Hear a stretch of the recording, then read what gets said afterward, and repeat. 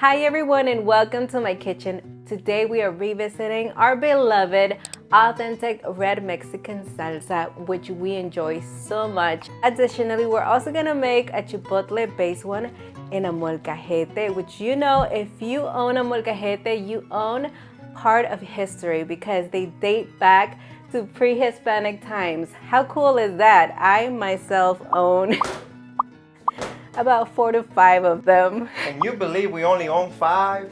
Hey, does anybody remember this guy? Oh yes.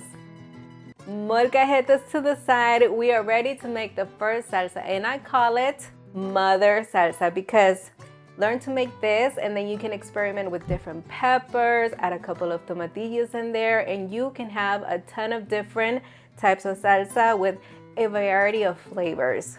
For now, we only need 4 ingredients. 1 pound of really ripe tomatoes, and that can be Roma tomatoes or even vine ripe, which I'm using today because those Roma tomatoes are looking pretty sad this time of year. Also 1 serrano, and the amount of peppers is gonna vary depending on your heat tolerance.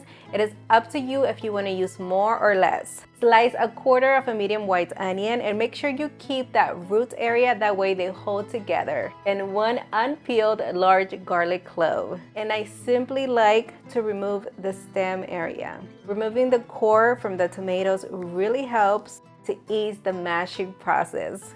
If you're looking to make a salsa that sets itself apart, then roasting the ingredients, my friend, is the way to go because what's gonna happen here is the tomatoes are gonna intensify in flavor, the onions and the garlic are gonna mellow out, and as a whole, everything is gonna get really smoky and just amazing. Place a comal or a griddle over medium heat and start roasting those ingredients.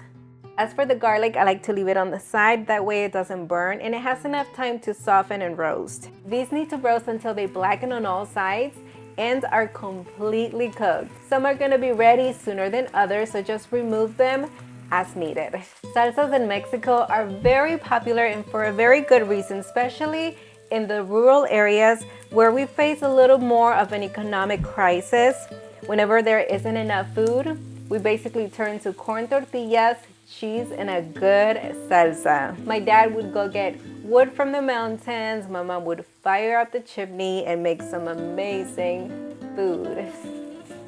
If at any point you feel like the heat is way too hot, where it's not allowing the ingredients enough time to cook, lower that heat, feel free to do that.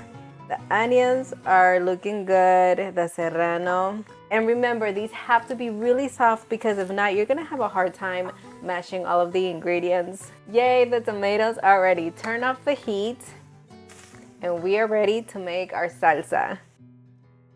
All right, here's our molcajete, and I think we can all agree everything tastes so much better in it. I'm just gonna place a towel under it because it can easily scratch the surface you're working on, so that's always a good idea. Let's take the pestle out, and we're starting with the garlic. Peel it. So remember how we talked about the flavor from the garlic was going to mellow out? Well, that's why I like to add an additional small garlic clove because it's gonna add its intensity. Believe me, it's a great balance. A pinch of salt, just enough to break down the garlic. Mash everything down and put some muscle into this. It smells good, huh? I'm telling you, 1 cooked and 1 raw garlic will do the trick. It is time for the onion. I'm just gonna remove that root area that was keeping them together. All right, the onion does take a little bit of work. Now the serrano. I'm gonna leave you the link to this molcajete down in the description area just in case you're interested. Okay, we're ready for the tomatoes. Let's do 1 at a time. That way you can really get in there. See how easy that was? Like butter. This beautiful piece of rock dates back to pre-Hispanic times, and it was considered the 2nd most important kitchen tool. How amazing is that? Instead of losing popularity, it's gaining popularity throughout the years. What was the number 1 tool? The metate. Makes sense. Yes, tortillas. So we relied on tortillas on a day-to-day basis, so metate was the tool for it. Lastly, adjust the salt and do this to taste. You can mix it in with a spoon, get everything nicely incorporated. Okay, to finish it off, I'm gonna add about half of a small bunch of cilantro chopped. Also, a quarter of a medium white onion diced. And mix it in. Ooh, all right.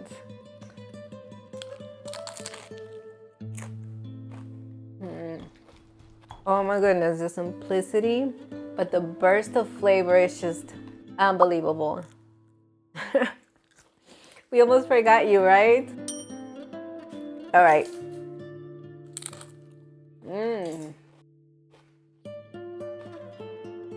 Let's make the second one. All of our ingredients are ready to go, but don't worry because I'm gonna show you how we got here. First thing, place a comal over medium-low heat and toast 2 chipotle peppers. I am using meco. Make sure you turn continuously because you want to avoid burning them. We want to enhance the flavors, not burn them, and turn them completely bitter. As soon as they release their fragrance, turn off the heat, remove them from the hot surface, rinse and drain them, and place them inside hot boiling water.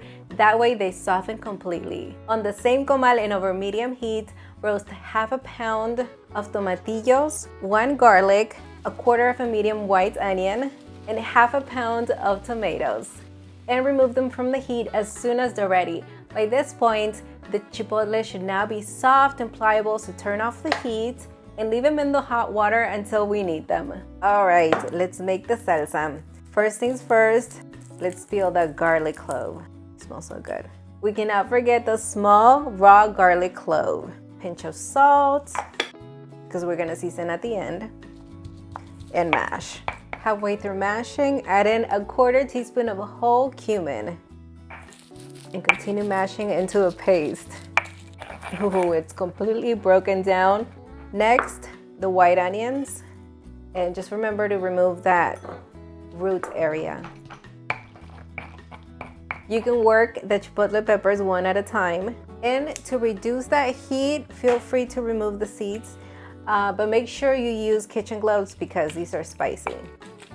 See how easily they break down? You want them to be nice and hydrated, soft. You can either add more chipotle, which I don't think you need because they're really spicy, or you can add less for a less spicier salsa. But this version is going to be more on the spicy side, definitely. You know the drill. Now the tomatillos, next the tomatoes.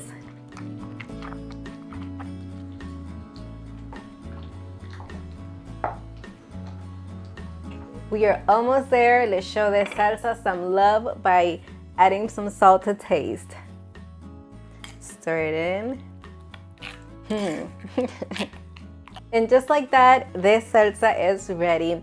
You can do both of these salsas in a blender or a food processor if you'd like, but just make sure you pulse it, that way you still have that chunky consistency. As for this salsa, you can top it with chopped cilantro and onion as well, but that's up to your preference. I'm gonna leave it just like this.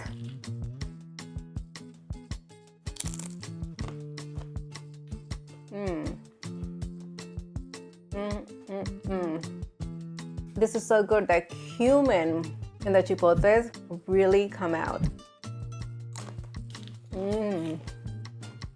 So good. It's a little spicy, but Nelson, I thought it was gonna be spicier. Because I added 2 chipotles. So good. All right, guys, I really hope you enjoyed both of these recipes. Give them a try. Come back and let us know how it went down in the comments area. He's going at it. Also, don't forget that you can follow us on all of our social media platforms. And don't forget to like this video. All right, until the next one.